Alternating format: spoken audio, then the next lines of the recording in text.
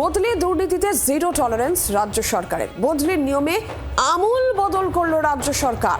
স্বাস্থ্য দপ্তরের অধীনস্থ 25টি বিভাগকে চিঠি ডেপুটি সেক্রেটারির। বদলির নিয়মে এবার আমূল বদল রাজ্য সরকারের। কোনো রকম দুর্নীতি এক্ষেত্রে বরদাস্ত হবে না। বদলি দুর্নীতিতেও জিরো টলারেন্স রাজ্য সরকারের। নিয়মে আসছে আমূল বদল। স্বাস্থ্য দপ্তরের অধীনস্থ 25টি বিভাগকে চিঠি ডেপুটি সেক্রেটারির। স্বাস্থ্য দপ্তরে বদলি নীতি কঠোরভাবে কার্যকর করার নির্দেশ। কি ধরনের বদল আসছে, কি রয়েছে নির্দেশিকায়, আমরা জানবো। অয়ন শর্মা রয়েছেন টেলিফোন লাইনের প্রতিনিধি। Ayan. Hotel Management with AI. Join IIHM, International Institute of Hotel Management.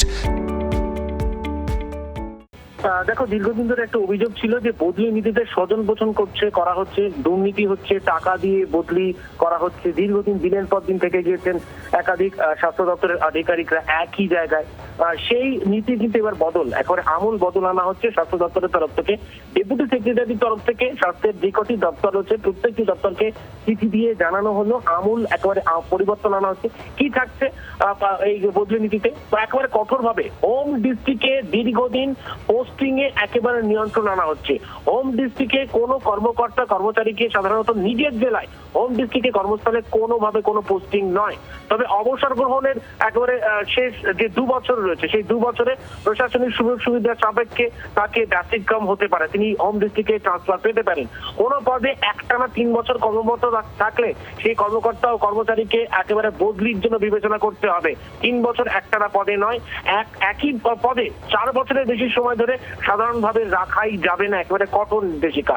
কোন পদে টানা 3 বছর থাকলে সংশ্লিষ্ট কর্মকর্তা কর্মচারীকে বদলির জন্য বিবেচনা করতে হবে। রাজ্যের এমন কোন বিভাগ রয়েছে, রাজ্যের রাজস্ব আদায়, কর সংগ্রহ, এই ধরনের দায়িত্বে যে সমস্ত অফিসাররা রয়েছেন তাদেরকে 2 বছর হলেই একেবারে বদলি মাস্ট এমন ভাবে জানিয়ে দেওয়া হলো। বদলির সময় যারা অফিসাররা রয়েছেন নিজের জেলায় যদি কোনো অসুবিধা থাকে সেক্ষেত্রে কিন্তু ব্যতিক্রম হতে পারে কিন্তু এই ট্রান্সফার পলিসি।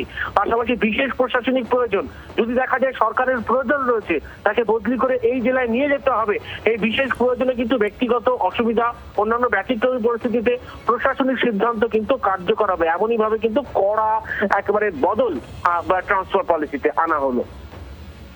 অয়ন, ধন্যবাদ তোমাকে। স্বাস্থ্য দপ্তরের বদলি নীতি কঠোরভাবে কার্যকর নির্দেশ ইতিমধ্যেই দেওয়া হয়েছে। স্বাস্থ্য দপ্তরের অধীনস্থ 25টি বিভাগকে চিঠি ডেপুটি সেক্রেটারি।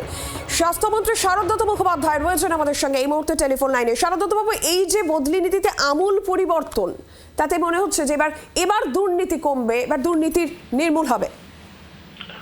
বদলি নীতিটা পরিবর্তন মানে স্বচ্ছতা আনার প্রচেষ্টা রয়েছে। বিভিন্ন রকম বদলি হয় স্বাস্থ্য দপ্তরের বিভিন্ন স্টেজে, বিভিন্ন লোকে, যেমন নার্সিং স্টাফ বলুন বা ডাক্তার বলুন বা অ্যালাইড হেলথ ফিজিশিয়ান প্রফেশনালস বলুন। আমরা একটা ভৌগোলিক জায়গা বুঝে বদলি, যারা বহু দূরে রয়েছে বাড়ি থেকে, তাদেরকে 5 বছরের বেশি হয়ে গেলে তার বাড়ির কাছে ফেরত আনা, বা যারা বহু দিন ধরে একই জায়গায় রয়ে গেছে বদলি হয়নি তাদেরকে বদলি করানো।